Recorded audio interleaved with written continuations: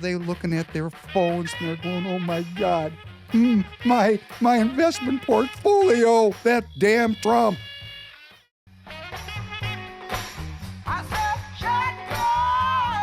Welcome back to the Professor Penn podcast on this Tuesday night, April 8th, 7:30 p.m. Central Standard Time. David Penn, your host. I'm very glad to be with you this evening. I hope you're well. I feel like I've been tumbling through a wormhole because we are in a period of unprecedented change in my lifetime. And I thought we would spend a lot of time together tonight talking about Liberation Day, which is the title of tonight's episode. Let me thank those of you who are reposting the episodes. That's very helpful. Nothing makes me happier than when I'm scrolling through X and I see a repost of something that I've done. I work very consistently at this, and I do believe that information is critical at this time uh, because in a period of change, uh, you know, without the without the search for truth, what do we got? We got propaganda, and that brings up two issues I want to start out with. Number one, I'm going to tell a story tonight. It's a story. Human beings are meaning making machines. So the people that are characterizing President Trump as chaotic, as unthought through, as crazy, as this story that they're telling is actually equally viable as a story I'm going to tell. And these are two different stories that are going to go out into the what's called the marketplace of ideas, and we're going to have to see which description of reality is closer to the truth. Uh, but then again, there is something beyond talking, and that's called doing. And I can almost guarantee that if American citizens don't get involved in the political process, the chaos story will prevail. Because when there's a great effort to change the nature of our political economy, the resistance to that, because the money involved is so profound, uh, change is not something that we as human beings generally embrace. Uh, I've been divorced. I didn't like it. Big change. Uh, just on a personal note, I remember my mom gave me a book about embracing change, and this is something that we have to learn how to do, and we're not good at it. We like things to be predictable. We like order. It makes our life less challenging. That's why people fight alligators and not tigers, because alligators are more predictable than tigers. So, the importance of getting involved in politics, recognizing that in this republic, we have that as our our birthright, that we're self-governing. Well, one of the ways we talk about doing it is getting involved in the Republican Party, because as we're going to talk about tonight, about half of them are Democrats calling themselves Republicans. And that's even right here in CD3, where I'm running for chair of the local committee. And I'm coming up as an unabashed supporter of America. And I got all these people that support Ukraine Joe and, faraway military adventures and free trade. They looking at their phones and they're going, "Oh my God, my investment portfolio, that damn Trump." Because they don't really care about the country and they certainly don't care about you and me. They only care about the cash in their stack. And their statement is, "Get your hands off my stack." They don't care about the community or the republic. They're materialists. They only care about the cash. Okay, we gotta deal with this. They're absolutely entitled to that frame of reference as an American citizen. But we have to remember that they're opposed to making this change, which could bring about a more prosperous and peaceful life for we the people. So we have to, I'm urging everybody to go to precinct strategy. There's nothing new about that. But there's so many other ways. Do you know you don't have to join a political party to be involved in politics? Do you know that your town has a city council and they have city council meetings and no citizens show up for those meetings unless it's some real estate developer looking to get his project approved? That these people go about their business completely unmonitored? And then we wonder why there's all this corruption and fraud. And that would be because we, the people, are not counting our own money. We're letting a bunch of political opportunists take the roles because no one else will do it, and then they rob and steal, and nobody watches them, and they get away with it. And this has been going on for decades. So you can go to your city council meeting, for example, school board meetings. Just the very act of showing up will change the political process in your neighborhood. Let me say this again. Just taking the time to show up at a school board meeting and sit there and witness to what your fellow citizens are doing, just watching them will change America. Doesn't sound very difficult, does it? Liberation Day. Tanner, good morning to you. Could Morning. you please play number one? It is sensational. This is one of the most important days, in my opinion, American history. It's our declaration of economic independence. My fellow Americans, this is Liberation Day. April 2nd, 2025 will forever be remembered as the day American industry was reborn, the day America's destiny was reclaimed, and the day that we began to make America wealthy again. American steel workers, auto workers, farmers, and skilled craftsmen watched in anguish as foreign leaders have stolen our jobs, foreign cheaters have ransacked our factories, and foreign scavengers have torn apart our once beautiful American dream. Our country and its taxpayers have been ripped off for more than 50 years, but it is not going to happen anymore. We are finally putting America first. In a few moments, I will sign a historic executive order instituting reciprocal tariffs on countries throughout the world. We will supercharge our domestic industrial base. We will pry open foreign markets and break down foreign trade barriers. More production at home will mean stronger competition and lower prices. From this day on, we're not going to let anyone tell us that American workers and families cannot have the future that they deserve. We're going to produce the cars and ships, chips, airplanes, minerals, and medicines that we need right here in America. We're going to build our future with American hands, with American heart. This will be indeed the golden age of America. Liberation Day. Liberation Day. Uh, what a concept. And I think President Trump is becoming, in my opinion, much better at articulating his ideas. Uh, but there's a lot of people that don't get him. I got a good friend of mine who's a Republican Party officer. Trump drives him crazy. He's a virulent anti-Trumper, and he's a Republican. Nothing new about that. And he's blowing my phone up. There's something about understanding a story to make sense of what's going on. Now, President Trump doesn't come out and say, I'm overturning the post World War II Democrat liberal order. I haven't believed in it for decades, and I've been chosen by God to destroy it. He doesn't say that, at least not yet. And that is a description of reality that I am focused on because I'm watching and I'm reading everything he's doing, and he's very systematically taking apart a world order that was in fact put together by the British. It's the British Empire, the European colonials. That's who put this order together. The colonial empire is now neocolonialism that is pursued through one world government, one world economy, and one world currency. And the Trojan horse in this thing is free trade.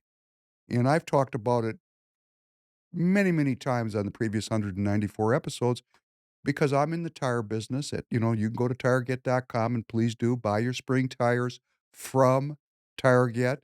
You'll be supporting Free People Radio. We're broadcasting here from the studios of Free People Radio here in Minneapolis, Minnesota, the belly of the beast. Communism in the upper Midwest. Yes, we're fighting it here at Free People Radio. And if you like the content, go to the Free People store, go to Tireget. And these experiences of being in the tire business since the 70s has given me a box seat, for those of you who know what that means, a box seat to the game of creating one world economy. And in fact, I was personally a supporter of this because I was born in the 50s. I was born into the post World War II Democrat liberal order. And for you Republicans in CD3 who are watching me and maybe voting for me or not, remember what it is we are voting about. Do we support the Democrat liberal order or are we Republicans? That is the question that President Trump is no longer asking. He's not asking that question. He is pursuing policies which restore republicanism as the zeitgeist of our times here in the United States of America. That is a giant change. And being born in the 50s, being born in the 50s, being born in that cultural matrix, and then growing up in the 60s and coming of age in the 70s and opening my first business in the late 70s, um, going into the tire business, no plan in that. That just happened. Nobody's in kindergarten and says, "Yeah, Johnny, what do you wanna be when you grow up?" "Oh, I wanna own a tire business." That doesn't happen. I rejected the path of my parents who had put me on the academic path. I went to the East Coast to school. In fact, I went to the same university that Howard Lutnick, current Secretary of Commerce, attended at the exact same time. And so, I was on that path. And, man, I looked around and I said, "These people suck. I don't like them." And I said, "I'm gonna do something different," which has been a very difficult path for me. I am not, great at being a businessman because I love the world of ideas, and I enjoy doing this with you tremendously because of it. I think about my neighbor before I think of myself. I'm just not, you know, I'm learning. I'm learning. It's a lifetime experience to be in business. And what I learned in the tire business, when I started, 100% of the tires were built here. And I remember in the middle 80s meeting with political people that urged me to import tires, at that time from Korea. The idea being go out and spread American exceptionalism. Teach these heathens what it is to be an American. Yes, it was very kind of racist in its derivation, like we were better than other people and we were going to show people how to be Americans.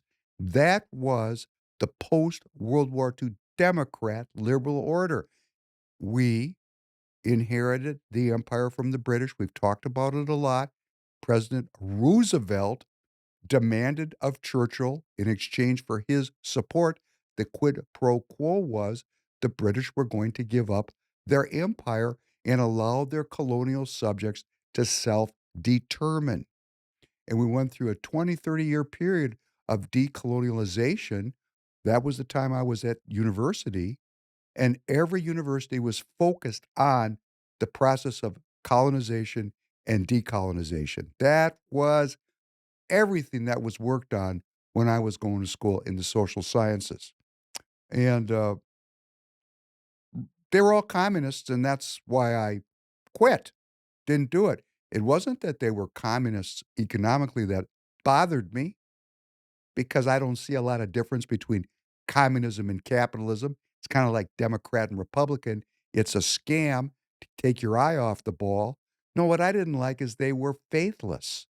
They were faithless people They were materialist people, and that was not for me because of my personal background, my description of reality. And so we went off and we did this tire thing, and I was urged and I started importing from Korea. That was in the middle '80s, and I was in China. Listen to this, 1993 is when I first started trading in tires produced in China, and I've been to China 100 well over 100 times, and, I like the Chinese people, and I like Chinese culture. Um, Chinese are great business people. They're talk about materialists. These people wake up in the morning, the first thing they think about is, "How's my cash doing?" The last thing they think about, like a prayer at night, is they look at the cash, and I don't just mean a couple of them. I mean, generally speaking, a very large percentage of this cohort is focused on money, and they looked at us Christians like, "Huh, suckers." And because it's business, and in their business world, they'll push as far as they can, and there's a lot of people like that here in the United States too, that lie in business. There's nothing unique about business people BSing each other. But when you come into it like me, where, sacred honor and being honest is a big part of my self description for not for you, but for me. When I fall short, like if I'm, you know, podcasting here and I exaggerate or I make some error, I actually feel embarrassed, not in front of you, and for myself. That just makes me a setup for this kind of a deal. And our whole country was a setup because going back to when I started in China, we really believed we were helping the Chinese. We were told by our political leaders we had to interact with to do this deal that we were helping, that we were doing something that was going to bring about a peaceful and prosperous world. We believed it. And the Chinese were very happy to learn and to grow with me personally. And I have many friends in China. But I do understand that, if you get into a boxing ring with somebody, uh, there's rules, and some rules can be bent. And if it gets really ugly, they can all get broken. And, international trade is very much like a fight. There's rules, but it's really about somebody wins and somebody loses. This whole kumbaya thing was always a description of reality that came from professors that had never really gotten in the ring. We'll talk about that very shortly. So they didn't follow the rules because they didn't make them. United States of America, we the people made the rules, and they said, "Who made you the rule maker? King." So they're a counter-revolution in their own way to the post-World War II Democrat liberal order. They intend to run it. They double-crossed their partners during the Obama administration. I was there in the room when it happened. Oh, let me tell you, I was actually in I mean, the physical room with the physical people that were doing the double crossing in Washington, D.C. Yes, I had a bird's eye view of this thing. I was there, and I just said, "Wow." So what did I do? I quit. I quit being part of this thing, and while I could have been a very wealthy globalist, I ended up being a very humble, servant of the Lord and of my country and my family and my own description of reality. That's what I put my time and my energy into, and I'm still in the tire business with Target, and we're not making millions of dollars. We'd like your support just so we stay in business because when you disconnect from importing what happened over the course of my business career, 100% of the tires were built here. Now it's about 25% of the car tires and about maybe 40 or 35 or 40% of the truck tires. So imagine the look on my face when President Trump stood up at that Liberation Day ceremony and held that chart. And I'm looking at these countries because not all these places are owned by Chinese companies. I mean, I deal with a lot of independent manufacturers around the world. Wow, Cambodia, 49%. Vietnam, 46%. What? Thailand, 36%. What? I mean, it just went on and on and on like this. And I was sitting at home watching this, and I just said the previous podcast, if we go bankrupt because of this, it's worth it because this is about the freedom of my children. That's why President Trump is calling it Liberation Day. This is a description of reality that I see, which I don't think is quite popular yet. But if he, if the president does a better job of trying to explain it, or maybe it's just hard to understand, we're in an international system that is based on one world economy, low tariffs, free trade. It is adjudicated through an organization called the WTO, the World Trade Organization. The WTO is more powerful than the United Nations. The United Nations is a global governance group where people talk and vote. The WTO is people talk and they vote and then they chop up the cash. There's a big difference there, isn't there? United Nations, we're going to talk, we're going to debate, and we're going to vote, and we're going to issue proclamations. The WTO, we're going to talk and we're going to debate and we're going to vote. And then the five families, the mafia, are going to cut up the cash. And that's why there's an argument because it's a fight over the split. And President Trump looked at this deal because he is a businessman and he is very materially skilled. And he said, "What kind of scam is this? We got the greatest country in the world with the greatest system in the world, and we spread it out all over the world, and we're supporting everybody, and we're supposed to feel good about this. And 50% of the people in this country don't own a stock, and they're living week to week, month to month. No, we're not gonna do that anymore." See, I watch on the left, right, the Democrat, and their big deal is, "Oh, President Trump is an oligarch with Elon Musk." You people, if you're watching me, please read a book. Wall Street supports the Democrat Party because the Democrat Party sold out decades ago, decades ago. Sold out. Why? Because nobody goes and watches these people. You see, that's one of the downsides for these folks of social media. They all got to have social media accounts now. All these politicians.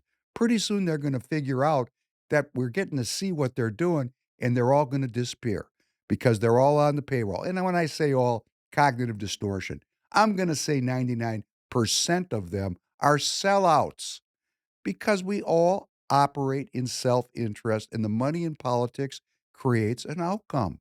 And the outcome is one world government, one world economy, one world currency. So I'm going to give you a blast. And then we're going to get into the clips and the news and all the things that I won't get to tonight. This is Liberation Day. President Trump is liberating us from the global system. There is a globalized system. It is run by international finance. That would be the central banks, like the Federal Reserve. This is the backbone of the system, the cash. Those people are wealthy. They're not communists. They're not Republicans. They're not Democrats. They're materialists. They got the cash and they just manipulate you and me so that we hate each other, just like the British manipulated the Sunnis and the Shias. Look at our society. The same people are doing the same manipulating so that the people can never unite. To do what? Throw off the yoke of the British business model, which is what we live under, which is slavery, drugs, and piracy. Yes, I've been saying this. I don't know if anybody else ever said this. Have you ever heard that before? Slavery, drugs, and piracy? No. I honestly I was so behind the curve, I didn't even know anything like the British were up to anything. When I started coming around you guys and hearing about the British, I was like, "What are they talking about?" But the more you painted it yeah. They got the cash, baby. Oh, they got the cash, bro. 500 years of colonialism with slaves all over the world. Oh, a great keeper would be to break into their vaults and see what we can get away with, which is exactly what President Trump is doing. He's saying, hey, you know what? We're going to reverse this flow of neocolonialism where all the wealth of our citizens is being drained out to support the world in this idea of one peaceful government. And you can see why professors like my father and people that had PhDs thought, wow, you mean if we promote this free trade, one world economy idea, we're going to have peace? What a great idea. A rising tide lifts all boats. You know, all these free and fair elections. A rising tide lifts all boats. America's the land of the free and the home of the brave. All these one liners. That's how we get the zeitgeist of the times programmed into our brains. Hooks. Don't worry, be happy. You know, these are, we just live our lives this way, particularly if we don't take the time to contemplate deeply what's going on. And that's why I think, to Royce White's great credit, he says people take their politics like French fries. It's fast food. Politics is fast food for almost everybody. And that's why we have nobody watching the store and the burglars have come in. Now, I if you are really adept and you go online, you will find an article I wrote in 1986 about why I support free trade. And my final paragraph was when goods and services stop crossing borders, armies start. And I believed it. I was a young man. It was taught to me by my political leaders who programmed me to do the deal. And off I went. And had the outcome been peace, where people didn't have to worry about dismemberment and violent death at the hands of an antagonist that didn't see them as human beings, but saw them as vermin to be exterminated. If we could really grow beyond that through this one world economy, one world government, one world currency, that would make a person stop and think, hey, maybe there's something to this. But look at the result. No, this is not working. This has not worked. So President Trump jumps up and he says, we're going to go after DEI. We're not going to support DEI. We're not going to support climate change. It's the Green New Scam. We're going to issue an executive order about election integrity, which is on the whitehouse.gov website to address uh, um, allegations or beliefs that there's election improprieties. Right down the line, he's been going after every center of control established by this post World War II Democrat liberal order zeitgeist. He went after law firms, unprecedented, people's heads blowing off, going after law firms, revealing the fraud. The whole uh, playbook of the administration is to end the Democrat liberal order. And people are attached to this order. The ideological leaders of it are horrified because they see what's happening. And then the people downstream, the regular people, they're going, hey, hey, wait a second. Where'd all my wealth go? you know, so the individual citizens are on the payroll with their 401ks. This order, the Democrat liberal order, is brilliant. It's supernaturally brilliant. And I don't mean that in a positive way. It is brilliant in its construction, in its organization, in its ability to pursue its goals. One world government, one world economy, and one world currency. Brilliant. After the 2020 election, I said, whoa, I know a lot, and this is strange. I don't know how many people like me jumped into the fray. Not that many. It doesn't take that many. That's why if you just go down to your school board and sit in witness to what these people are doing, you change history. It's all local. Ultimately, all this contention must be prosecuted in the neighborhoods, with your neighbors, with your children, with your coworkers. We all have to come to the conclusion, not all, another cognitive distortion, but enough of us have to come to the conclusion that what makes America different is we're Republican. And I don't mean the party, I mean the political philosophy. That is not the philosophy of the Democrat liberal order. Democracy, which save our democracy. I hear it over and over. Save our democracy. You mean save our communism? Because that's what they're saying. The words don't mean anything. It's what are the outcomes. In a Republican governance, I am the sovereign of my own life, and my right to be me is protected. That's not democracy. It's just not. We can see that. It's a mob, 50% plus one. It's not based in the search for truth. It's based in the search for power. This is the fundamental difference between a Republican philosophy and a liberal Democrat philosophy. The Republican philosophy is grounded in the search for truth. The Democrat philosophy is grounded in the search for power. Okay, time for a throwdown. And President Trump understands that the cornerstone of one world government, Democrat liberal order government, is one world economy. He gets it. And you say, boy, those tariffs are high. My the price of my woofy wowzer is going to go up at Walmart. And I'm going to say, yes, it is. What's more important to you, the woofy wowzer or your freedom? It's a very simple question. It's a very simple question. Ask yourself in your mind, what's more important, the price of my woofy wowzer or the price of my freedom? Which is more valuable to you? And why do I say woofy wowzer? How about margarita ice maker or any other meaningless materialist artifact that we fear might cost us a little bit more money? Because the price of food's going down. The price of gas is going down.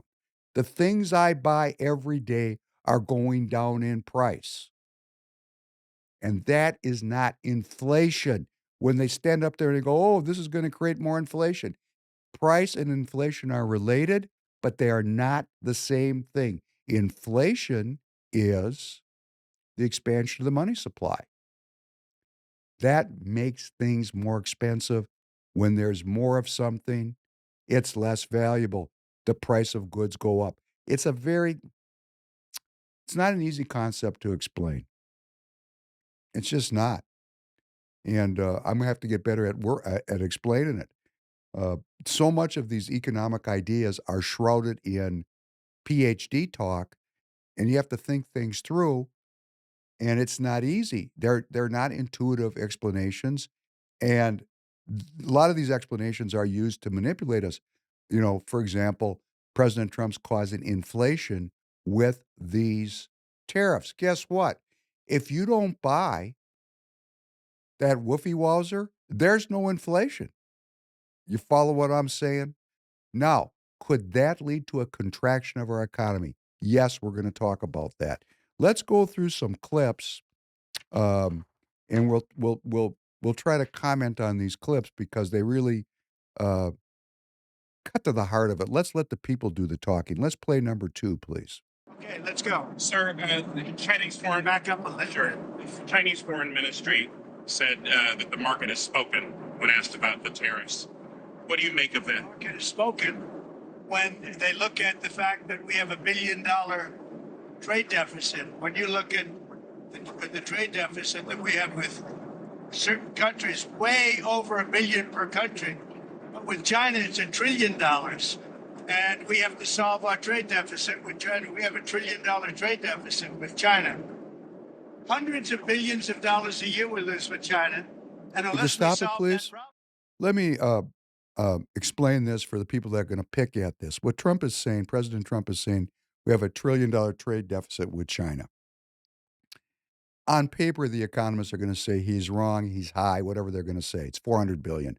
No, these other countries that got these high taxes, Cambodia, Vietnam, Thailand, Indonesia, Malaysia, Serbia, uh, these are the places where the Chinese companies have gone to establish new international bases of production, mostly to avoid anti-dumping and countervailing duties that have been implied to the Chinese country, the country of China, and they moved out in the world to escape country-specific anti-dumping and countervailing duties. These are punitive taxes to protect our industry, and there's thousands of these dumping orders, and the way our laws are set up, they are country-specific.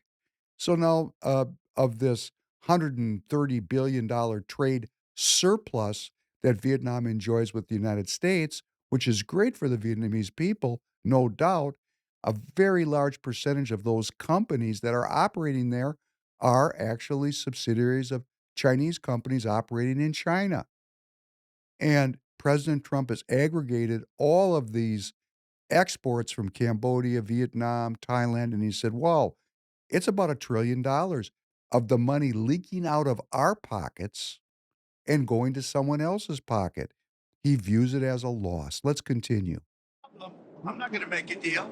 Now, I'm willing to deal with China, but they have to solve their surplus. We have a tremendous deficit problem with China.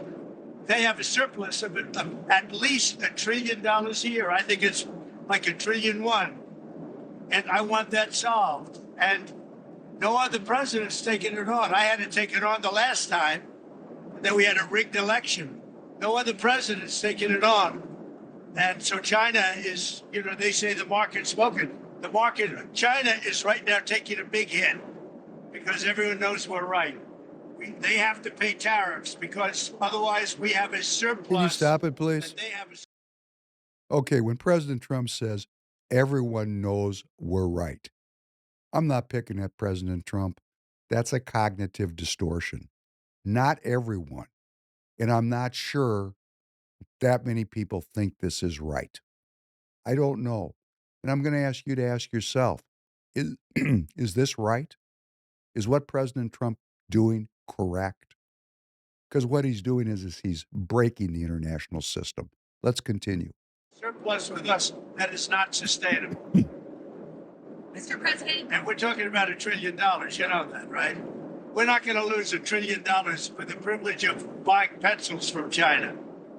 on the idea of crashing the markets on purpose, there's been some speculation, partly because of the video that was posted on Truth Social, that there was some sort of deliberate effort on your part to have the market sell off. Can you talk about that? No, that's not so. But I do want to solve the deficit problem that we have with China, with the European Union, and other nations. And they're going to have to do that. And if they want to talk about that, I'm open to talking. But otherwise, why would I want to talk? And Can you stop it for a second? I want to bookmark this because we're going to come back to it, where the reporter asked if President Trump's goal was to crash the market. The idea being that if there's a recession, the Fed will have to lower interest rates. We'll come back to that momentarily. Please continue. because of the tariffs, we have $7 trillion already committed to be invested in the United States, building auto plants, building chip companies, and all sorts of companies are coming into our country at levels that we've never seen before. Biden had nothing coming in. This was a dead country with Biden. We didn't know what he was doing, and that's now been proven in this. Let's stop it again. President Trump is not particularly philosophical in his explanation. This was a dead country. The sovereign nation was being intentionally ended by the previous leadership, both Democrat and Republican, going back to you pick them. You pick them, because it's whatever story you want to tell yourself about how far this plan goes back. But what President Trump was saying, they were going to make us a dead country. We're going to talk about that in a minute. Please continue. You talked to a lot of leaders this weekend. Can you tell us, sir, were there any deals made? I spoke to a lot of leaders, European, Asian, from all over the world. They're dying to make a deal. But I said, we're not going to have deficits with your country. We're not going to do that, because to me, a deficit is a loss. We're going to have surpluses, or we're at worst going to be breaking even. But China would be the worst in the group. because the deficit is so big and it's not sustainable.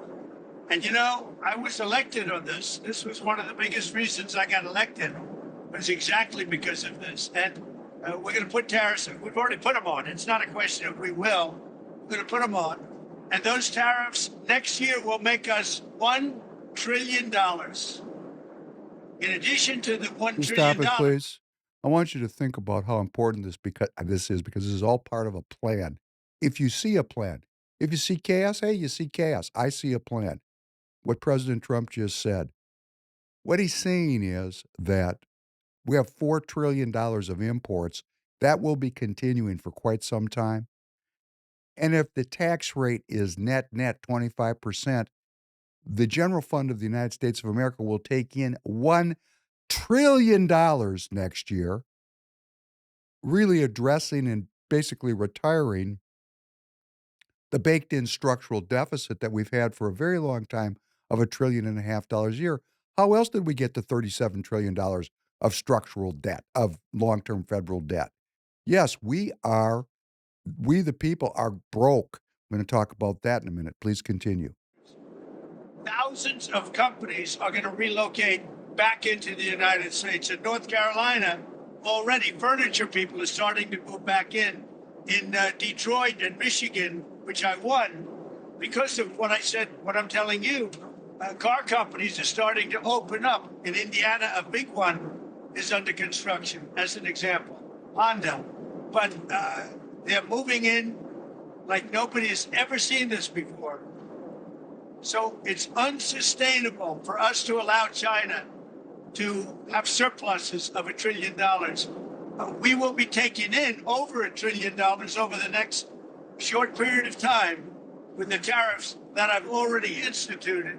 They're already in place. Now, what's going to happen with the market, I can't tell you, but I can tell you our country has gotten a lot stronger. And eventually, it'll be a country like no other. It'll be the most dominant country economically in the world, which is what it should be. Is there a Trump put though, or is there pain in the market at some point? You're unwilling to tolerate this idea of a Trump put. Is there a threshold? I think your question is so stupid. I mean, I think it's I don't want anything to go down. Man. But sometimes you have to take medicine to fix something. And we have such Can you stop that, please? I'm not saying President Trump got this from me, but it's very evident if you see this description of reality. I've said many times, this is like going to the doctor, and the doctor says, oh, you have a terminal disease, but if you take this very important treatment, you got a shot at making it. That's what President Trump just said. Sometimes you have to take medicine. That's what we're going through. We have gone far from having a healthy country. Our people are sick. Our economy is sick. Sick. President Trump is delivering necessary medicine, if that's how you want to see it. Let's continue. Horrible. We have been treated so badly by other countries because we had stupid leadership that allowed this to happen. They took Stop our again. You know, President Trump is so kind. See, we're back into that thing. It's either they're incompetent or ill-intended. See, he's giving them a way off the stage. He's saying these people are just stupid. No, President Trump, you know, I don't want to criticize you, but I don't really think they were all stupid. I think some of them were evil. Let's continue. They took our money. They took our jobs. They moved it to Mexico. They moved it to Canada. They moved a lot of it to China. And it's not sustainable. We're not going to do it. Now we have hundreds of billions of dollars is pouring into our country. On a monthly basis, it's pouring. It's already started because I put tariffs on. And eventually it's going to straighten out and our country will be solid and strong again. Elon Musk has said he goes for zero tariff between the U.S. and Europe. Is that a place you'd like to also get to? Well, the problem is that Europe has made a fortune with us. You know, Europe also has had a tremendous surplus with the United States. Europe has treated us, it's a little smaller, but they've treated us very, very badly. China has, but Europe has also. Europe has been very, very bad to us. Europe has taken our leaders for a ride. They don't take our cars. They don't take our food products. They don't take anything. And we take their cars, Mercedes, Volkswagen, BMW. You know, we take their millions of cars. They take no cars. They don't take our farm product. They don't take anything. Europe's treated us very badly. We put a big tariff on Europe. They are coming to the table. They want to talk, but there's no talk unless they pay us a lot of money on a yearly basis. Number one for present, but also for past, because they've taken a lot of our wealth away, and we're not going to allow it to happen. Sir, have you talked to any tech leaders over the weekend about the tariffs? Yeah, I talked to the biggest in the world. I talked to the biggest of them all, many of them, but I've talked to, I would say 4 or 5 that are considered the biggest. They don't, you know what they said? We don't blame you. Who did you talk to? I don't want to say. I'll put it out. I may give it to you. NVIDIA CEO? I have to find out if they mind. That's I good, don't know if Tanner. that was Thank you. Okay, so President Trump there gives a full-throated uh, uh, uh, defense or explanation of what he's doing. The key is it's not sustainable. When something is not sustainable and you keep doing it, what is the end point? Where was this supposed to take we, the people? That's a question we need to ask ourselves. Because President Trump said our leaders were basically stupid, I don't believe that all of them were stupid. I think a lot of them were just self-interested and materialist and greedy, and they were on the payroll and they did what they were told. But there are people in this mix, seen and unseen, who had that end point goal. One world economy, one world government, one world currency, because people, when free, take a lot of work to deal with. Why would you want to deal with them? Come on, got robots, we got AI. We don't need to deal with all these pesky people, do we? And you talk about the Europeans. Oh boy, people are allies. You know, who controls the media that tells us that the British are our friends? The people we fought a revolution against to extricate ourselves from their slavery, drugs, and piracy empire. Fought 2 wars with them. Do you think they're our friends, really? Do you think they woke up and they said, oh, the colonialists, they're our friends now? No, they view us as traitors. They've been working to subvert this republic since the day it was liberated, the original Liberation Day. This is Liberation Day 2. And the French and the Germans, all these people, these colonialists, are friends? Really? You think so? Well, that's what they told me on CNN. That's what Fox News said. That Fox News, wow, it's Queen Elizabeth. I remember growing up with, oh, she's so pretty and so kind, Queen Elizabeth. She seems so harmless. King Charles, oh, the princes, fantastic.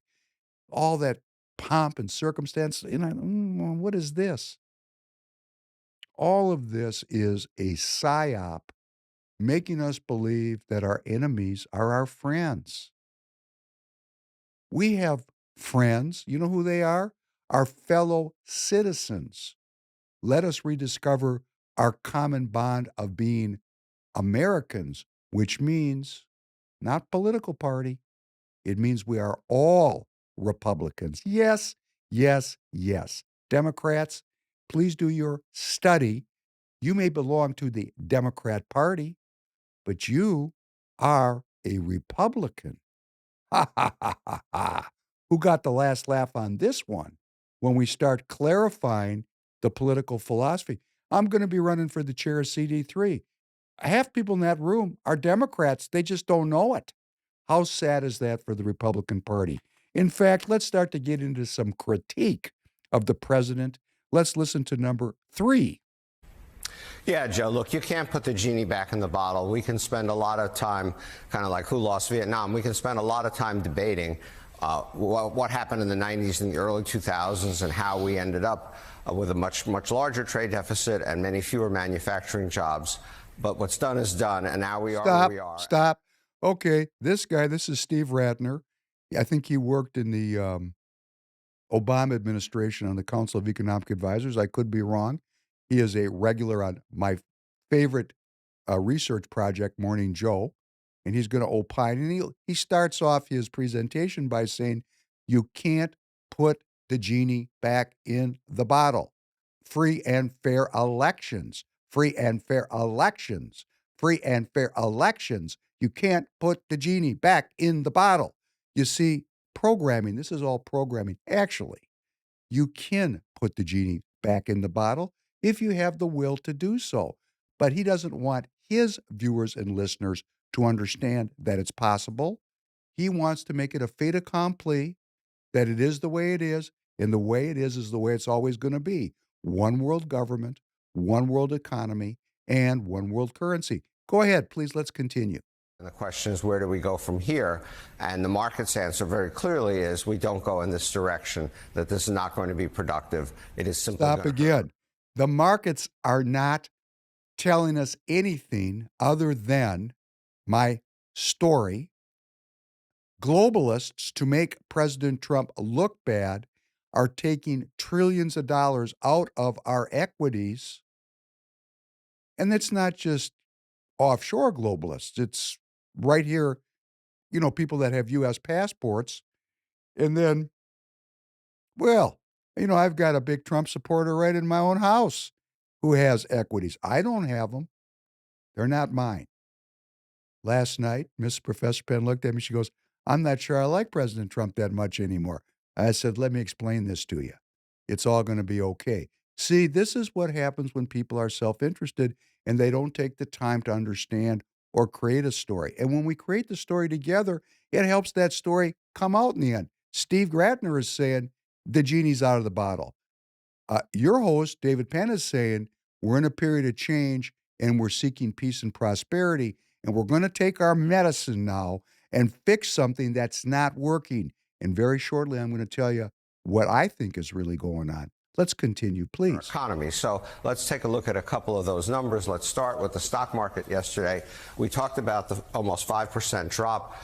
This is actually $5 trillion of wealth lost since the inauguration. Stop again. $5 trillion of pixels on people's phones was lost. It's not wealth. It's a scam. Go watch The Wolf of Wall Street, the famous scene with Matthew McConaughey and DiCaprio before he gets his job working on Wall Street. And he says, it's the Hotel of California. The number one job of your stockbroker is you never leave the market. Once it goes in, it never comes out. And that's what it is with 401ks and IRAs and all these plans. You can put it in, but you get penalized for taking it out. What have they done?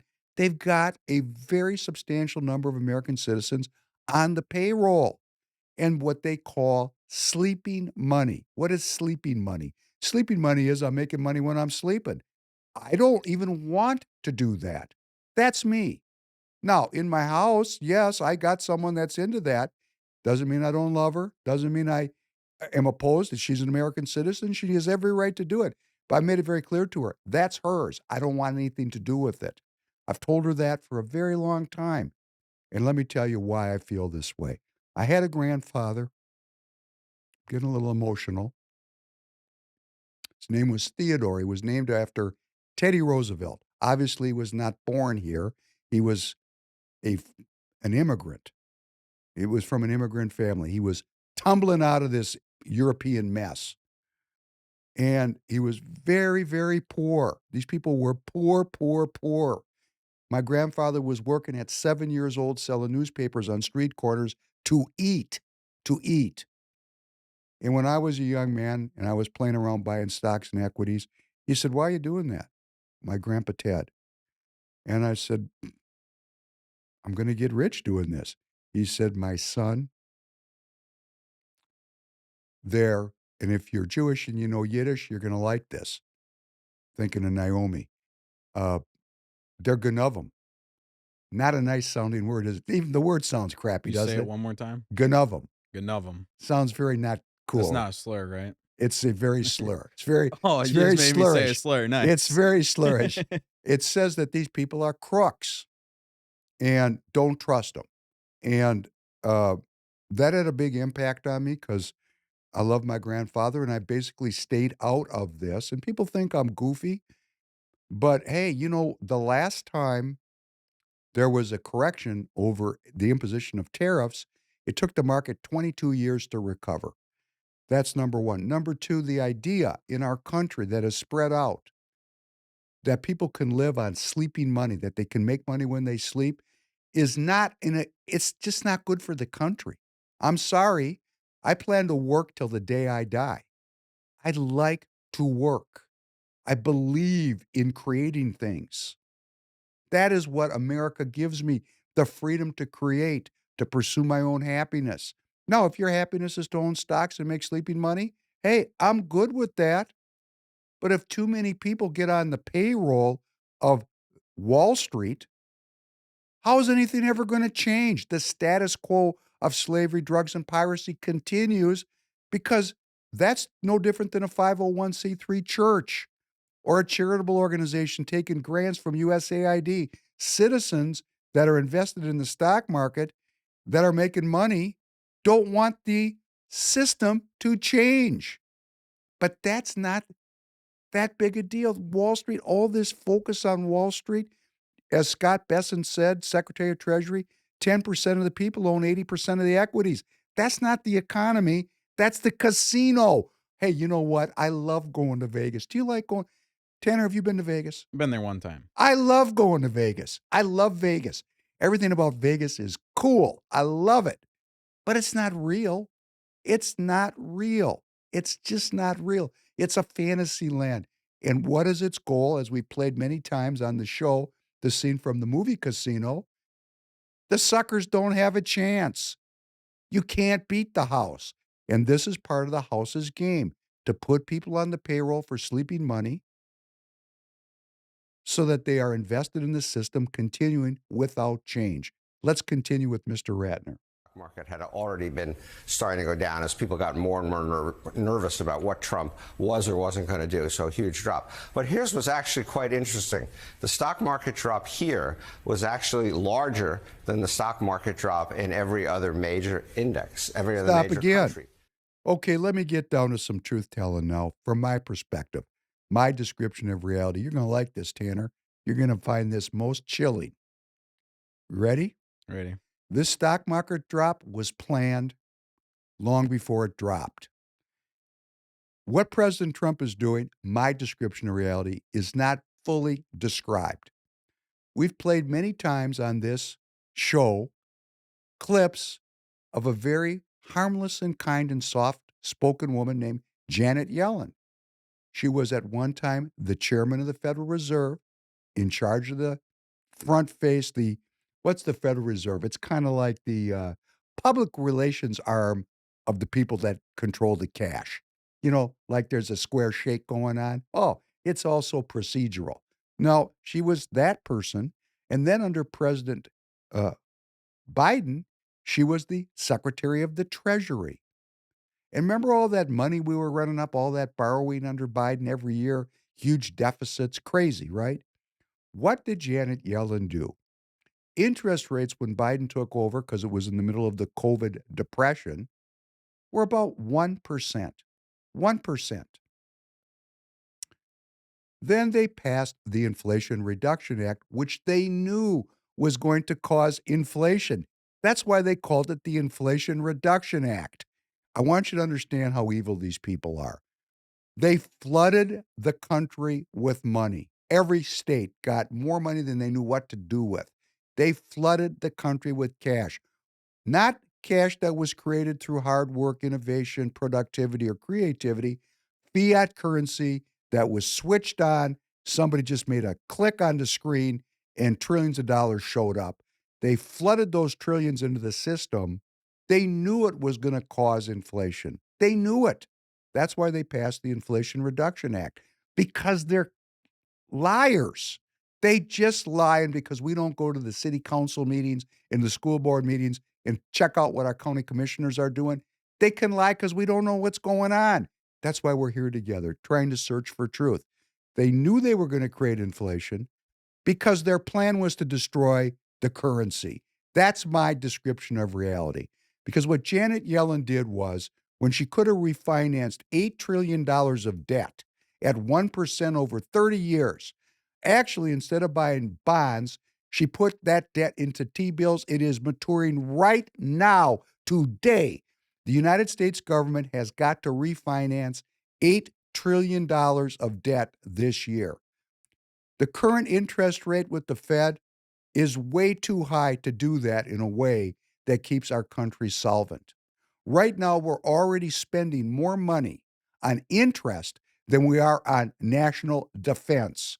If they have to refinance this $8 trillion at these kind of interest rates, man, we're going down the tubes. The tubes. This is what Trump is really fighting. He's fighting for the solvency of your 401k, of your IRA, of your savings if you have any. Because they've said it. When I say they, I mean Biden, Harris, the people that ran them behind the scenes, Yellen, which they put her out there because she's so soft-spoken, so kind, so gentle. Remind me, we got to play that clip again on Thursday. We got that clip of her saying, oh, I made some mistakes. Yeah. You remember that You're one? talking the older sweet lady with the white hair? Older sweet lady with the white hair. Right. Yeah. Killer. She's a killer. Yeah. A PhD economist from Yale. She is bent on destroying republicanism.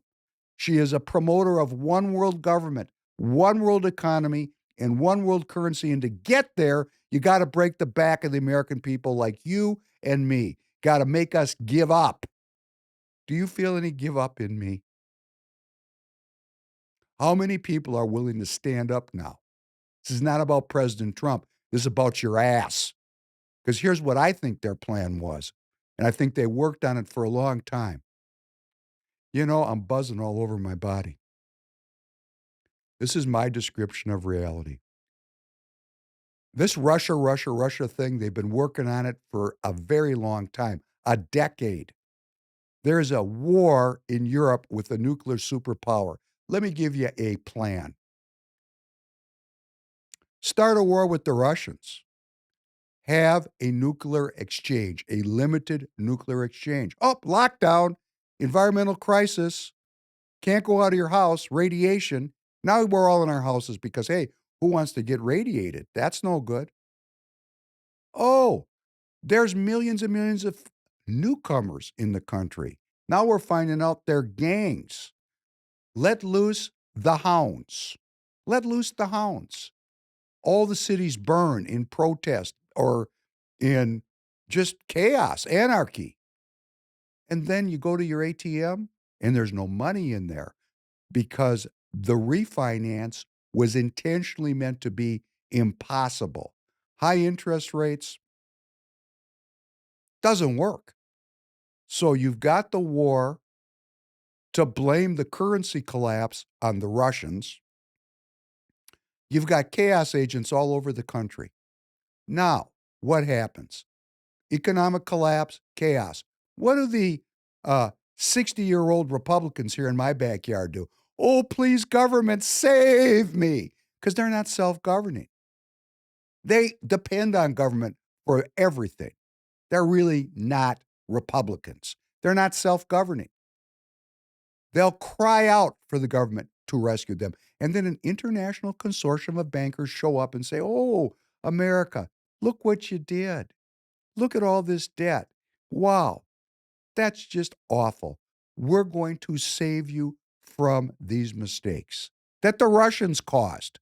Because if the Russians hadn't had that war, we wouldn't have this collapse. So then the very people that planned out the collapse roll in with the solution to the collapse. And what do we lose? Our freedom, which was their goal. And, you know, if this is too much for some of you to get there, I get it. That's why they can get away with it. That's why back in the old days, the evil people on the way to their castles would hang dead bodies upside down with their heads cut off so that travelers would say, woo, I don't think I want to go down this pathway. It seems quite dangerous. People reject this description of reality because it's scary. that there are a group of people so evil and so perverse that they have no social compact with the citizens that they are there to represent, and instead work against the prosperity and peace of the people, and the result is the end of America. Remember what President Trump said? With Biden, you are going to have a dead country. He's saying it. He's just not you know what, Pam Bondi? Indict these people. Let the people see the evidence. Let the people read the transcripts. If we can get to that point where these people actually are served subpoenas, they're indicted. The criminals are indicted and the witnesses are subpoenaed, and we can have this hearing so we can see what these people were up to. Then we're going to know. Then it's not a story. Then it moves more into the public square. So I think that this market meltdown was baked into the cake regardless, because Janet Yellen made $8 trillion of debt mature this year in 2025. If you look at the bill Tom Emmer passed with Kevin McCarthy, there was no limit to the debt that could be run up until when? 2025. Tom, two-time and Tom Emmer, you're in on it. Now, you might be too damn stupid to know what you were in on. I don't know, but it's time for you to come on my show. I invite you for the 200th episode and explain this, because I want to believe in you. I want to believe you're a Republican. I want to see you as a defender of our republic. So please come on, because right now, all I can put together is an awful plan to destroy my country. As President Trump said, with Biden, you're going to have a dead country. Let's not go by that, and let's focus on what the president is saying. Let's go on here with Mr. Ratner, please. In Japan, it was down 2.8%. In Europe, it was down 2.6%. In the UK, just 1.6%. And in China, just 0.6%. So why is that? Trump thinks he's hurting all these people. He thinks everything is, a negotiation where somebody wins and somebody loses, and he thought he was the winner, and we turned out to be the loser. And the answer is because, based on a set of projections from the budget lab up in Stop, New please. Haven, Set of projections from the budget lab in New Haven, Connecticut. Now, this is what they're going to cite. The budget lab is led by a team of experts with significant academic and public sector experience. They're funded. Arnold Ventures. Arnold Ventures is a philanthropic organization that supports progressive causes. California Community Foundation focuses on supporting local communities. Okay, that one might be a little bit less political. The Ford Foundation. The Henry Ford Foundation. The Ford Foundation is a prominent philanthropic entity known for championing progressive causes. The Heinz Simons Foundation funds this budget lab he's talking about. A family foundation supports a diverse array of initiatives, clean and climate energy promotion, human rights, technology and science. How about the Neo-Philanthropy? The Neo-Philanthropy is a philanthropic organization engaged in supporting progressive causes. You know, this guy is citing as the source for the statistics he's about to present. This is a uber progressive leftist organization that believes in one world government, one world economy, one world currency. So let's listen to what he says. we are the loser.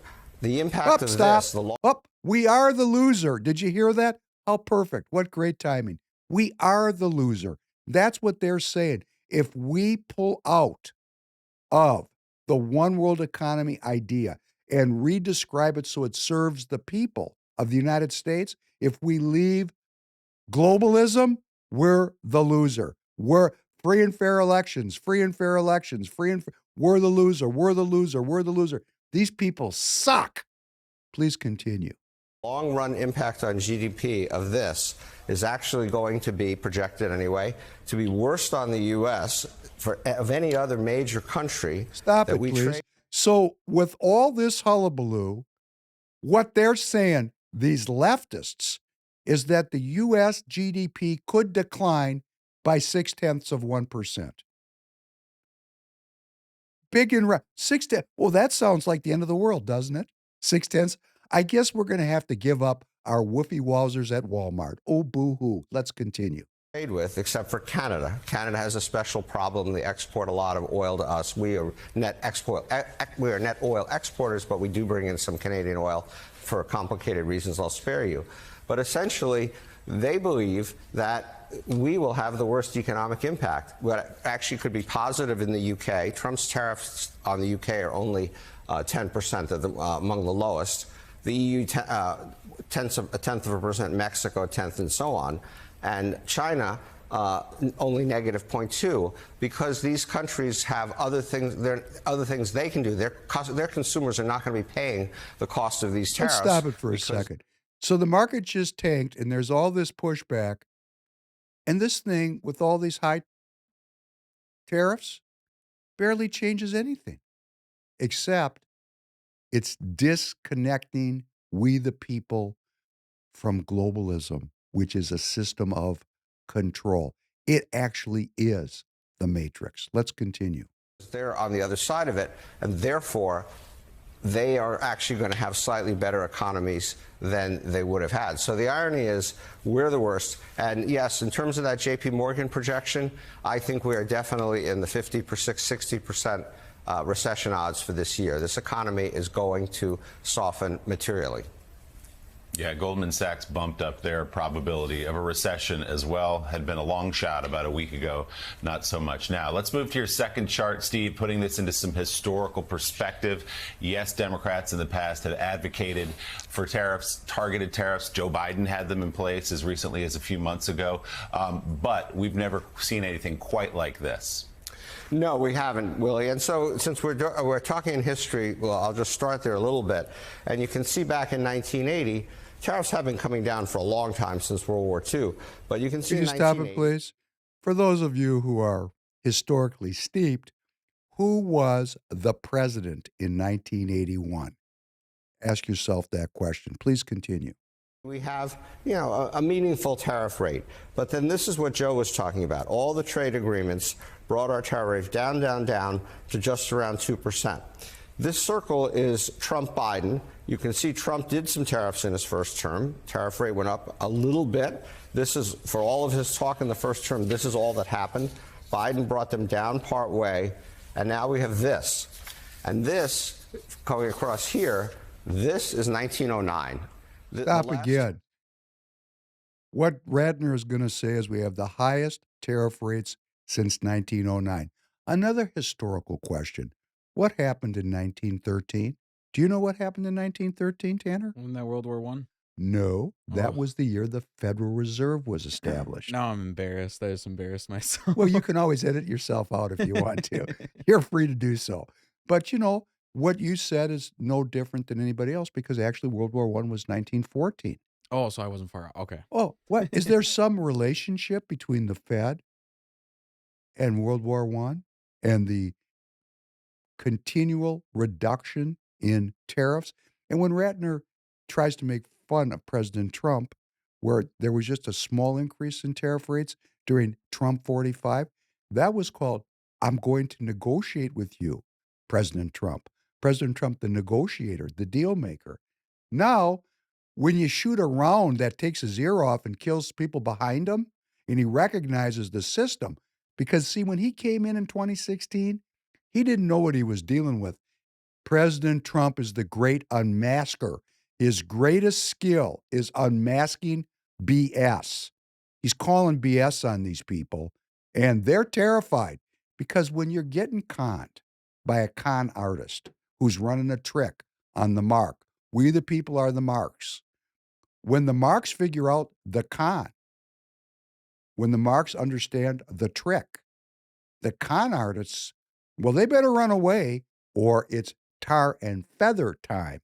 Let's continue. Time we had tariffs at this level was in 1909. Now, many of us studied in school about the recession and about how we put tariffs on. Some say that it caused the recession. It didn't, but it exacerbated the recession. The famous Smoot-Hawley tariffs. that tariff rate here was actually a little under 20%. So these are not only the highest tariff rates we've had in more than a century, but higher than we had when we had what every historian would tell you were the worst tariffs we've ever put in place until now. So let's turn to some of the individual impacts, because obviously the market goes down, but all the other stocks do different things. And so we had a fairly disparate impact. And there are good reasons, and I'm not going to go through all these, but I'll give you a couple of examples. Nike down 14%. All of, I shouldn't say all, probably virtually all of their clothing and their shoes and their sneakers and so forth. Stop it, please. I get a kick out of Ratner censoring his cognitive distortion because I do it all the time. We speak in distorted terms. Not all of Nike's manufacturing is in Southeast Asia. A lot of it is. So Nike's stock took a hit. Nike's a giant company and a rich company. It can make a choice to bring its manufacturing into the United States. It can do that. Or it will wait until this shakes out. Because as President Trump says, all the countries are coming to make deals with the United States. We'll talk about that in a minute. Please continue. Are made in Southeast Asia, which have some of the highest tariff rates, as we'll talk about in a minute. Boeing is a huge exporter of planes to other countries. Those countries can now buy Airbuses. Could be really bad for Boeing's business. Apple makes virtually every iPhone that they sell in China. 54% tariff coming into effect there. Amazon, you would be surprised at how many packages you order from Amazon that are actually shipped directly to you from somewhere overseas where they're made, and a high tariff will now be paid. JP Morgan, the banks could be facing pressure for another reason, and so on and so forth. I'll just mention quickly down here, Walmart and Costco. Why did they do comparatively well? Because they have such buying power that they are likely to be able to hold down their price increases and take market share from other retailers.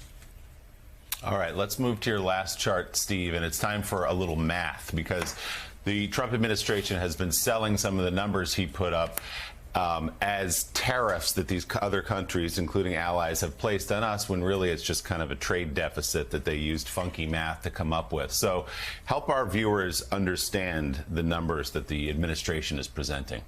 Well, I'm going to do my best to help, but their math would not get them through math class either. The economics wouldn't get through economics class. The math isn't going to get through math class. That's good. Thank you very much, Tanner. So Ratner now wants to say that the people running the government are stupid. They would have never passed economics class, which is every economics class is taught by a globalist economist. We'll talk about that in a minute if we get to it. And math, hey, math doesn't lie, right? They would have failed math class. No, these people are figuring out what the equation is. And here's President Trump's equation. If the trade is not balanced, it's a loss. If there is a deficit, it's red ink. We're getting the bad end of the deal.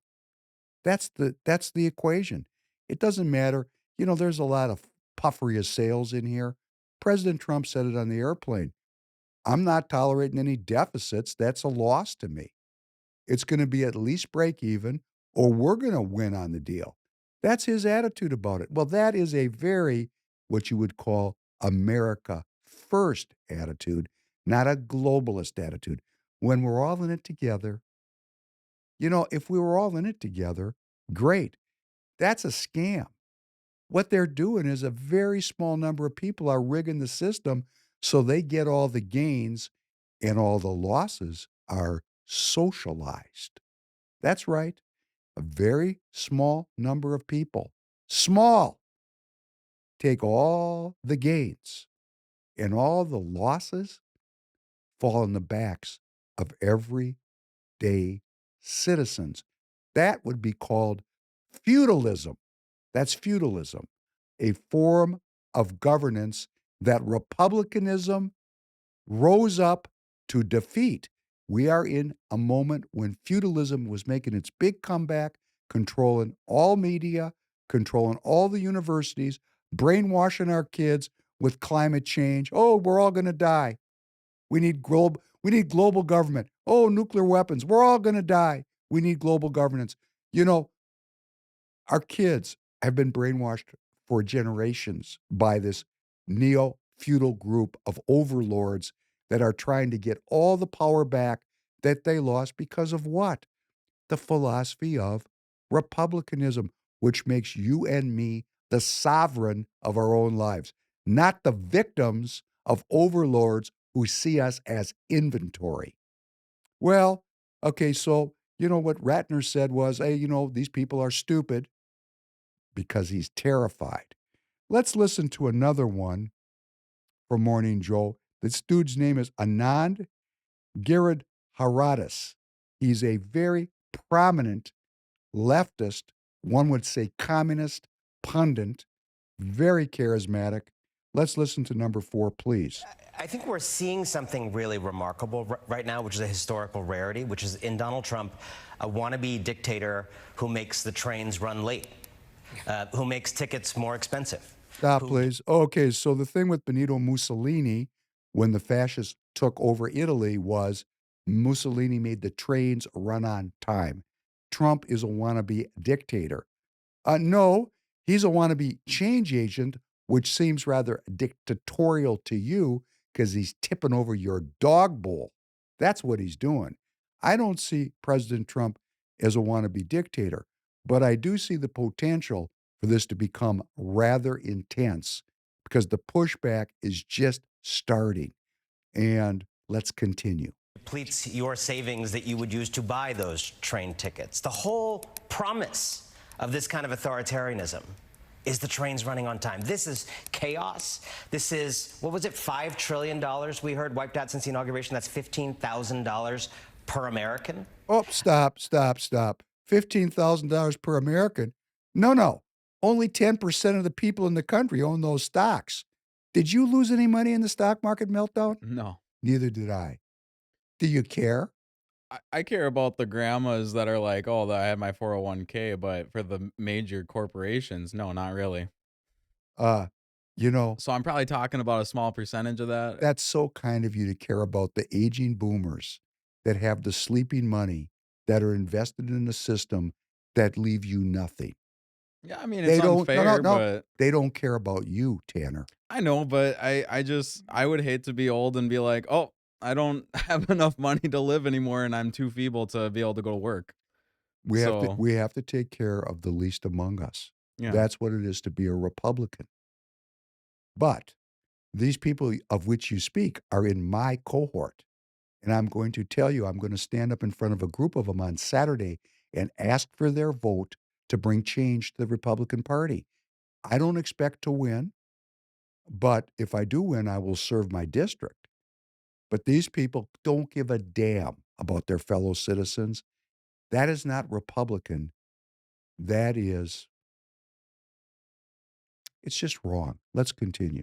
On average. So, and for what, right? This is a president who's running an economic policy now based on kind of bullying and domination, as Jillian was talking about, a kind of pain and a pleasure in inflicting this pain. Oh, stop again. So now Ananda's saying that President Trump is enjoying this. No, let me say this again. President Trump is playing a hand where $8 trillion of debt has to be refinanced this year. The Fed funds rate is 4.33%. That debt is financed right now. This rollover debt that Janet Yellen by accident has rolling over right now, the debt ceiling by accident was locked until this year, Tom Emmer. These things just happen. Just happen by accident. Gosh, who knows? Just happen. This just happens, right? And guess what? At 4.33%, if that's the rate that these bonds roll over, this debt rolls over, we are done financially. It's over for this country. There will be, not only will your grandmother not have any sleeping money from the stock market, she won't have any Social Security either. What kind of vile plan did these people really cook up? Well, they sit there and talk about President Trump's going to take your Social Security away. No, hey, you guys set this up. Not everyone, almost every one of you need to be turfed out. And if we could get American citizens into the political process, we could get rid of these people and elect American citizens that at least are searching for truth, that are not sellouts. These people are sellouts. Let's continue. Necessary pain. And it's also applying New York City real estate, which is the only framework he understands, to a world economy and a world political system which he doesn't understand. Stop again. Yes, Anand, I agree with you on this. President Trump is an expert at doing real deals, and he does not understand a system that is set up to impoverish the American people. And let me just refine what you're saying. Oh, he understands it. He just doesn't agree with it, Anand. He does not agree with your one world government goal. Let's continue. Trying to basically make deals and create this wall of tariffs that he can then poke holes in one deal at a time. It's the corruption opportunity of a lifetime at the expense of your family. And stop again. So all these countries coming in to make deals with the United States of America, that's a corruption opportunity for President Trump? Are you out of your mind? Have you ever done a deal? This man is going to adjust the system. President Trump is not going to break this system. He's going to adjust it so that the outcome of the system does not include the end of the United States as a sovereign nation. Let's continue, please. I wrote that piece in the Ink about welcome back to democracy. Randall had this point about CEOs having buyer's remorse. I want to welcome these CEOs back to the cause of democracy. They had a little lapse. They had a little lapse for the sake of tax cuts they thought they were going to get. They were willing to sell this country out, to sell out the republic, the idea of liberal democracy, support. Oh, stop. So much to unpack there. He wants to welcome back the CEOs that are looking at the pixels on their screen, and they're cowards, and they want to come back into the fold of global governance. And then this man is so bold, he says they're selling out the republic in the idea of liberal democracy.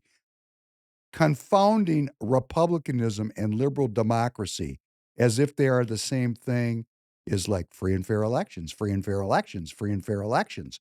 It's predictive programming. Liberal democracy and republicanism are oil and water. Republicans that are hearing me, those of you that are supporting anything from the liberal Democrat idea set, you're not Republican when you do that. And there is no negotiating with this kind of a gap. There's just who wants to live as a sovereign of their own lives in a free country and who wants to subordinate their freedom and their sovereignty to global governance. That's really all that's going on. It's freedom. It's not Democrats and Republicans. Get that out of your mind. It's freedom or determinism. What do you want to choose for your children?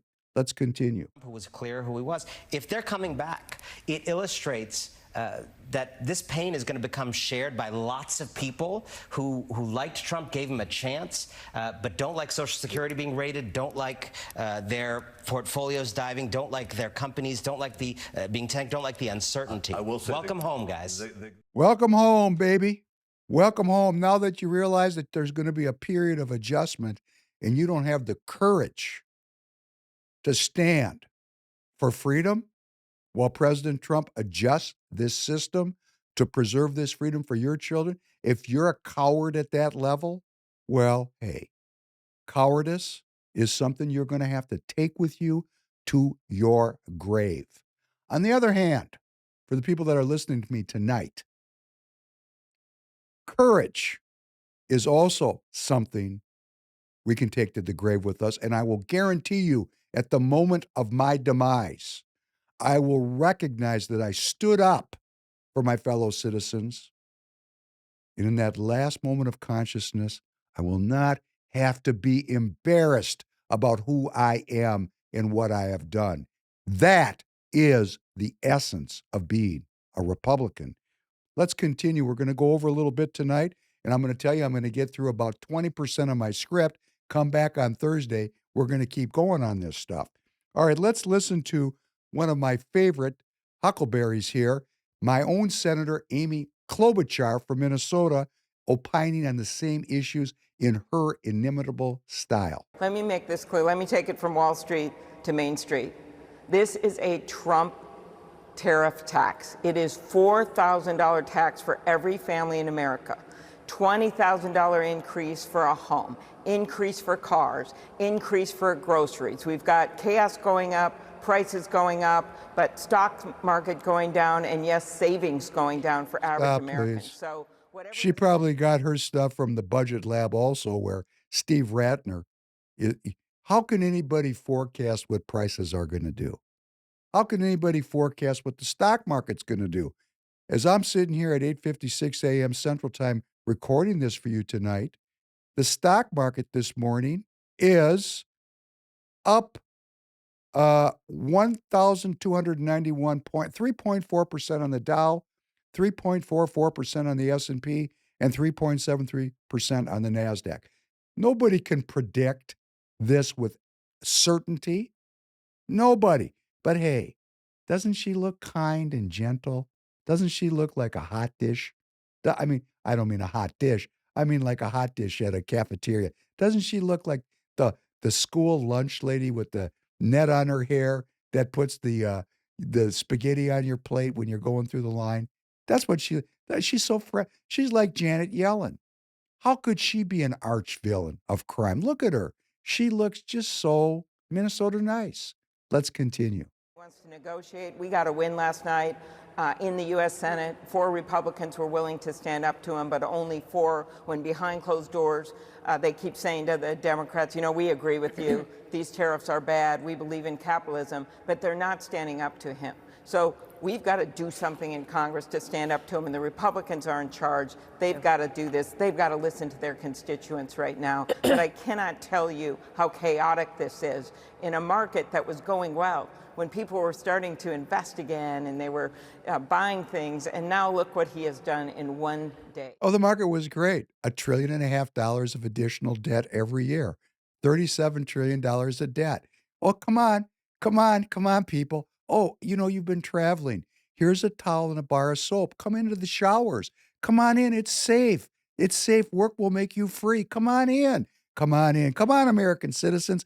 Keep running up that debt. Come on. Debt, debt, debt, debt, debt. As we were playing on the previous podcast about the Federal Reserve with Greg Volk. Yeah. Right? Yeah. See her? She's a purveyor of the British business model of debt slavery.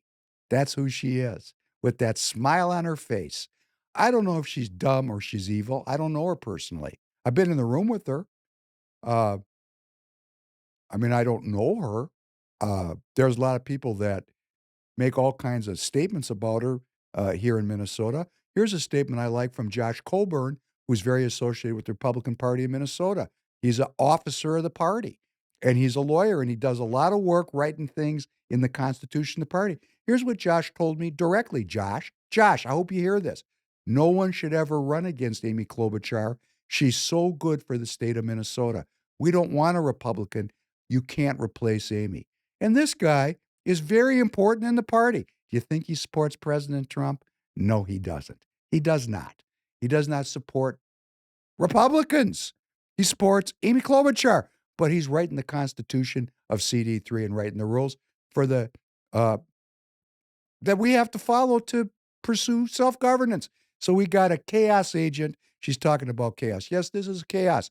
Change is chaos. We have chaos agents right in the Republican Party, like Michael Broadcorp. Let us not ever forget Michael Broadcorp. That's like Remember the Maine. That's who these leaders are, not the grassroots people that are trying to get work done, like Brett Bussman, a citizen who won up in CD7 and overturned Craig Bishop, who was part of the apparatus, or Chris Sears, who won this weekend over in CD4. That means 2 out of 8 are now run by we the people. That's what it means. 6 to go. I'm going to try to win the toughest of all, which is CD3. That's the center of the Nikki Haley, Mike Pence Republicans. That's where Alex Plekish is from. That is a tough nut to crack, but we'll see. We'll see who shows up. Now, Amy Klobuchar was nice to say, to reveal that behind closed doors, the Republicans are all with the Democrats because they're capitalists. And that's why I say capitalism and communism, those words are meaningless. No, they're with Amy Klobuchar because, like her, they're on the payroll, they're sellouts, and they are purveyors of one world economy. You don't have to wait long. They'll pop right up like toast. Let's listen to number 6. In the wake of President Trump's sweeping tariff announcement, an Iowa senator is now introducing legislation which would give Congress more authority to approve them. Senators Chuck Grassley and Maria Cantwell announced the bipartisan bill today. It would require the president to notify Congress of any tariff increases within 48 hours and include an explanation. The bill says Congress would have to pass a joint resolution of approval for the new tariff within 60 days. It also gives Congress the ability to end tariffs by passing a resolution of disapproval. Okay, there you have it, the great unmasker, Donald Trump. We're about to see the Republican Party reveal itself as run by Democrats. They're not Republicans. Chuck Grassley rode into town in 1981 with Ronald Reagan. He's on his 8th term. You think he's a straight shooter? I doubt it. He's in an ag export state. They're actually Republicans now he has sponsored a bill to claw back the tariff levying power from the president. They're actually up to 7 senators now that are supportive of this legislation, which he wrote in association with Senator Cantwell from Washington, who is among the most leftist, one world government, one world economy, one world currency people in the Congress. So this is what we're dealing with. We're dealing with a moment in time where we, the people, are not necessarily, we're not really doing what we need to do. We're not doing what we need to do to make these alleged Republicans concerned about their reelection prospects. So they're just going to team up with the Democrat, and we're going to have quite a fight over this. The pushback is coming. The pushback against President Trump is coming right in my own house. Ooh, look at all the money I lost. No, come on now. Stand up straight and tall. It's all going to work out. So if you've suffered some losses in the market, I remember when the housing crisis happened in 2008, people actually said to me, houses are always supposed to go up in value. They've gone up in value forever. What happened? What happened was you got scammed. That's what happened. Assets rise and fall. That's what they do. They go up and they go down. And then they go up and then they go down. And why is that? Because there are brokers in there that make the money when it goes up and when it goes down. There's no money when things are peaceful and prosperous. The money comes from the chaos. President Trump is applying a dose of change, which is creating chaos, but it's not the kind of chaos that's intended to manipulate us or break us or subordinate us. It's the kind of chaos that is intended to set us free, to liberate the American people from a globalized system that will subordinate us. That's why he called it Liberation Day. I have so much more to talk about. I invite you to come back on Thursday. God willing, I'll be here. I didn't get through much of the script tonight. We want to talk about the pushback and all the other issues that are associated with these changes. But the idea I wanted to get through to you tonight is I believe that this market meltdown was planned long before President Trump got elected. I believe that there was a plan that was uh, executed to both delimit any conversation about more debt when McCarthy and Emmer led the charge to pass this debt ceiling bill, which allowed for no conversation about the debt until 2025, when Janet Yellen at the same time refinanced $8 trillion to come due this year. The Fed funds rate right now is 4.33%. 4.33%. Yellen could have taken that debt at 1% and made it a 30-year note, but she made it come due this year. If that thing gets refinanced at 4.33%, we're screwed. So I'm going to leave you with this, an idea. President Trump let's just talk about Vietnam. I've been there many times. I know it very well. Then I'm going to get off and let everybody have a good night's sleep. Try to sleep on this one, because this could be part of the deal. Vietnam, if they bought all of their petroleum products and liquid natural gas and even military hardware from the United States, because there's nothing else we can sell them. We're not going to load tires made in Oklahoma in containers and ship them to Vietnam at a competitive price. That ain't going to happen. They truck the tires down from China, okay? China has an enormous advantage in the price of hard goods. So there is going to be nothing that happens that is going to balance that deficit. That's why that trade deficit, that's why President Trump says we got to at least break even on the deal. They can't break even. If they buy every drop of petroleum from the United States, they're still going to have a $100 trillion trade surplus in their bilateral trade relationship with the United States of America. But they want to make a deal. Did you hear President Trump say they want to make a deal? All over the world, 50 countries are calling to make a deal. Yeah. Right. He said he's at the table anytime. Okay. So, if you're a poor country like Cambodia, what are you going to buy from the United States? Gas, software services. You could buy some military hardware. You still got a huge trade deficit. If the trade deficit is the problem, what is President Trump really up to here? And I'll tell you what I think he's up to. He's not going to ask the Fed for help on refinancing this debt at 4.33%. He's going to say to these countries, hey, thank you for buying all your petroleum from us. That's great, which is going to help our economy a lot. Thank you for buying food from us. Oh, that's great. Thank you so much. That's going to help. But that trade deficit is still there, Mr. President, whatever, whoever you are. Now, I got a rate card for you. Right now, your rate is 40%. Because of all these great purchases, I'm going to make it 35. But that's still pretty high. Would you like to get it down further? For every $50 billion of treasuries you buy, we'll give you another 5% or 3% or however he sets the rate card up, which I'm sure will be different by country. And you don't have to give us this money. It's a loan. Invest in America. We'll pay you a 1% rate of return. And then we're going to open up the country to you at 25%. That's why President Trump said he's going to get $1 trillion next year, because it's $4 trillion of imports taxed at 25%, puts $1 trillion into the general fund of the United States of America. Scott Bessent and President Trump are at war with the Fed. It just hasn't come out yet. He's already said lower the interest rates. The Fed's not doing it. We got to raise $8 trillion right now. These people are business orientated.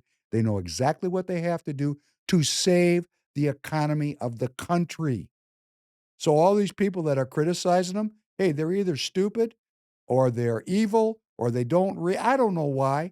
They don't see what game's really getting played here. And I'm sure, I'm going to have my audience, maybe 10,000 people will see this. Please repost the links. Maybe we could get it to 100,000. President Trump cannot come up to the microphone and say, man, if we refinance this $8 trillion at 4%, we're screwed. You think the market went down on this tariff deal? If he says that, hang on to your hat. He's not going to do that. He's not going to disrupt the market unduly by using fear to motivate the people. He's actually painting a very positive picture about what our country could become.